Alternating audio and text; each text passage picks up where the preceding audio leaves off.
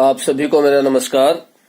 मेरा नाम अनिल कौशिक है और मैं गणित अध्यापक के पद पर राजकीय मॉडल संस्कृति वरिष्ठ माध्यमिक विद्यालय सांगी रोहतक में कार्यरत हूं।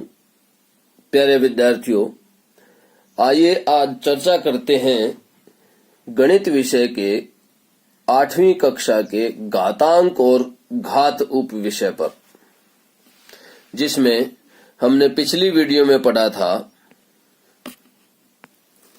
कि घातांक क्या होता है,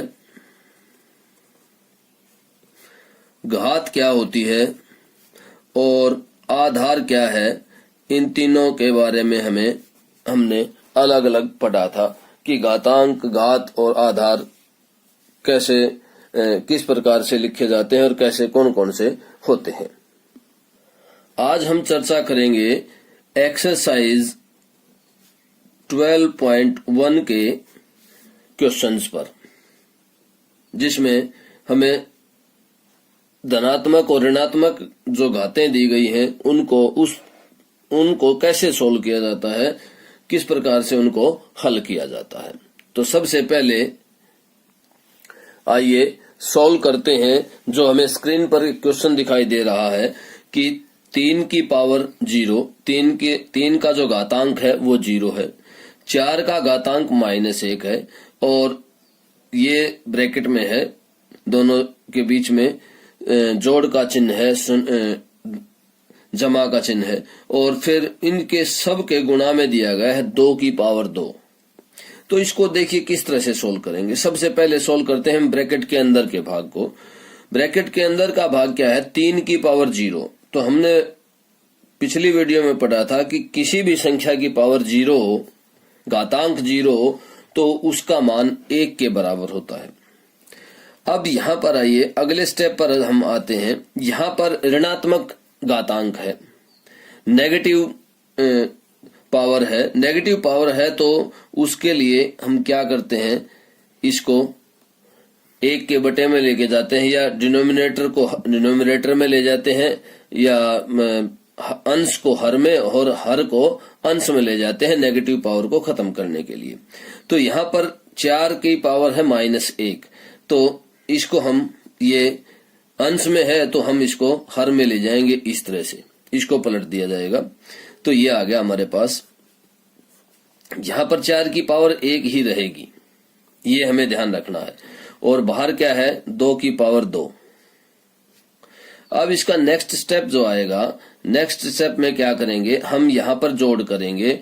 तो जोड़ करेंगे तो एलसीएम क्या आ जाएगा, 4 आ जाएगा एलसीएम। और 4 यहाँ पर 1 से हम जब 4 को भाग करेंगे तो 4 आएगा, जमा 1, इस तरह से। और ये गुणा 2 की पावर 2, मतलब 2 गुणा 2, तो कितना आ जाता है, 4 आ जाता है। अब इसको आगे सोल्व करेंगे तो ये 5/4 गुणा 4। अब ये देखिए, ये 4 कैंसल हो जाएगा और हमारे पास आंसर क्या आएगा, 5। तो हमने देखा कि 3 की पावर 0 जमा 4 की पावर -1 और होल मल्टीप्लाई गुणा में है, पूरे की गुणा में है 2 की पावर 2। तो इसका मान हमारे पास क्या आया, 5 आया।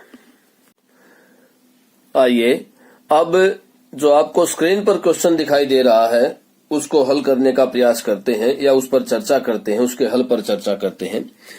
सबसे पहले हम देखेंगे कि यहाँ पर 2 ब्रैकेट्स के अंदर घातें दी गई हैं।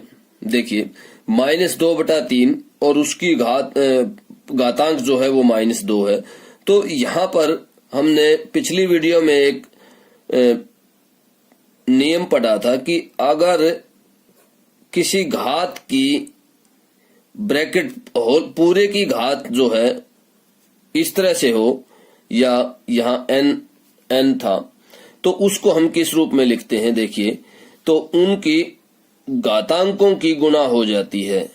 हमने ये पढ़ा था, क्या हो जाती है, घातांकों की गुणा हो जाती है। हमने ये नियम पढ़ा था। तो आइए अब इस नियम को ही अप्लाई करते हैं। सबसे पहले तो यहाँ पर हमारे पास -2/3 और यहाँ पर ये नियम अप्लाई करेंगे तो -2 और 2 गुणा हो जाएंगे। तो हमारे पास इसकी पावर क्या आ जाएगी, इसकी घातांक क्या आ जाएगा, -4 आ जाएगा। अब इसको आगे सोल्व करते हैं। देखिए, सबसे पहले हमारा मकसद है कि जो घातांक ऋणात्मक है उसको धनात्मक किया जाए। तो उसको धनात्मक करने के लिए क्या करेंगे हम, उसके लिए भी हमने नियम पढ़ा था, धनात्मक को ऋणात्मक करने के लिए कि, और ऋणात्मक को धनात्मक करने के लिए कि अगर यहां पर ऋणात्मक पावर है तो उसको हम धनात्मक कैसे करेंगे कि अंश को हर और हर को अंश कर दिया जाएगा। तो इस तरह का नियम हमने कल पढ़ा था, पिछली वीडियो में पढ़ा था। तो अब देखिए इसमें क्या आएगा, ये 3/-2 और उसकी पावर क्या हो जाएगी, 4 हो जाएगी।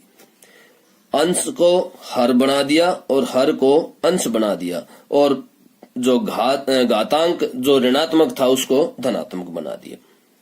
अब देखिए आगे, अब अगर इसको स्टैंडर्ड फॉर्म में लिखना चाहे तो माइनस जो है वो हमेशा कहाँ चला जाता है, ऊपर चला जाता है, अंश में चला जाता है। तो इस तरह से हम इसको स्टैंडर्ड फॉर्म में लिख सकते हैं, -3/2 की पावर 4। और अगर इसको आगे भी कैलकुलेट करना चाहते हैं तो देखिए, -3 गुणा -3 गुणा -3 और गुणा -3। ध्यान से देखिए, और नीचे क्या आ जाएगा, क्योंकि दोनों की पावर 4 है तो नीचे वाले की भी पावर 4, हर की भी पावर 4 है और अंश की भी पावर क्या है, 4 है। तो इस तरह से आ जाएगा 2 गुणा 2 गुणा 2 गुणा 2। अब देखिए, माइनस और माइनस की नेगेटिव ऋणात्मक संख्या की और ऋणात्मक संख्या की अगर गुणा करते हैं तो धनात्मक संख्या आ जाता है।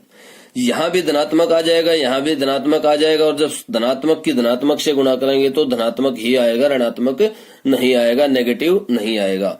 ये पॉजिटिव नेगेटिव पॉजिटिव। तो इस तरह से हम कंक्लूड कर सकते हैं कि संख्या जो है, घात जो है वो क्या आएगी, पॉजिटिव आएगी। तो 3 3 9 9 3 27 27 3 81। तो अंश जो है वो कितना आ जाएगा, 81 आ जाएगा, 81 आ जाएगा और पॉजिटिव आएगा। और नीचे भी क्या आएगा, 2 की 2 से गुणा 4, 4 की 2 से गुणा 8, फिर 8 दूनी 16। तो इस तरह से 81/16 इसका आंसर हमें प्राप्त हुआ। प्यारे विद्यार्थियों, आइए एक एक्टिविटी के माध्यम से हम किस प्रकार से बिना सोल्व किए, बिना हल किए हम कैसे इन तीनों में से आंसर जो है वो एक हमें शो करना है कि इन तीनों का आंसर एक कैसे आएगा। आपके पास तीन क्वेश्चन दिखाई दे रहे हैं स्क्रीन पर। इन तीनों का ही आंसर एक आना है, लेकिन आपको एक सॉलिड रीजन बताना है कि आंसर एक कैसे आएगा। सॉल्व नहीं करना है, सिर्फ आपको बताना है। तो ये एक क्वेश्चन भी है आपके सामने। मैं अभी स्क्रीन को यहीं रोक रहा हूं, आप इसको आराम से इस एक्टिविटी को कर सकते हैं। आप 10-15 सेकंड के लिए आपको स्क्रीन एज इट इज दिखाई देती रहेगी और उसके बाद हम इस पर चर्चा करेंगे।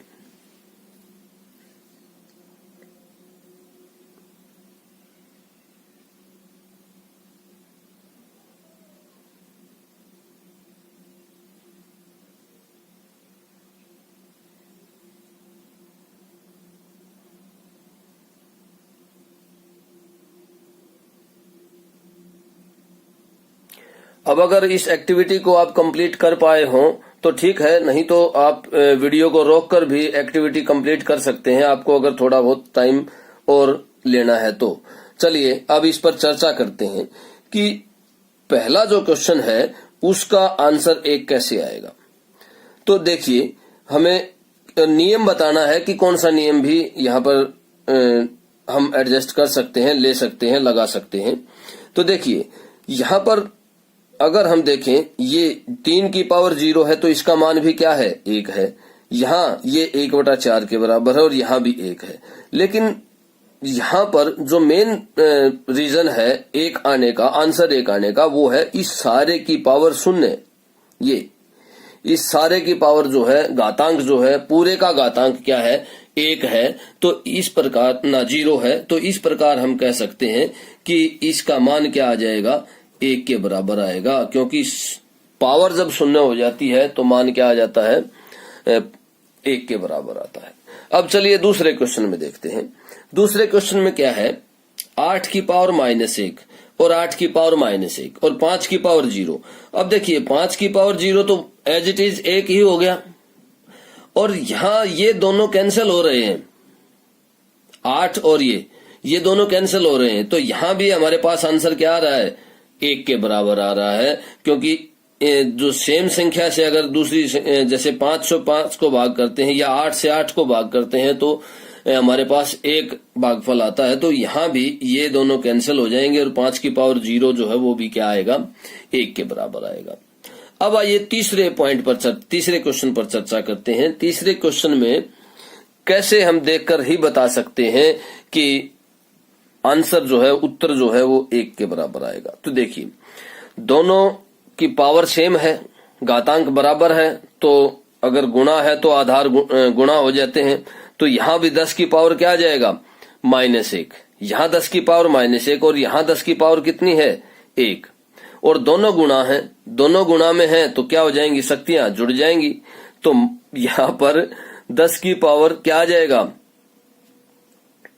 10 की पावर क्या आएगा, -1 + 1, और क्या हो जाएगा, 10 की पावर 0, और 10 की पावर 0 का मतलब क्या है कि आंसर 1 आएगा। तो इस प्रकार हमने एक छोटी सी एक्टिविटी के माध्यम से देखा कि बिना सोल्व किए हम किस प्रकार से क्वेश्चंस की जांच कर सकते हैं और उत्तर प्राप्त कर सकते हैं।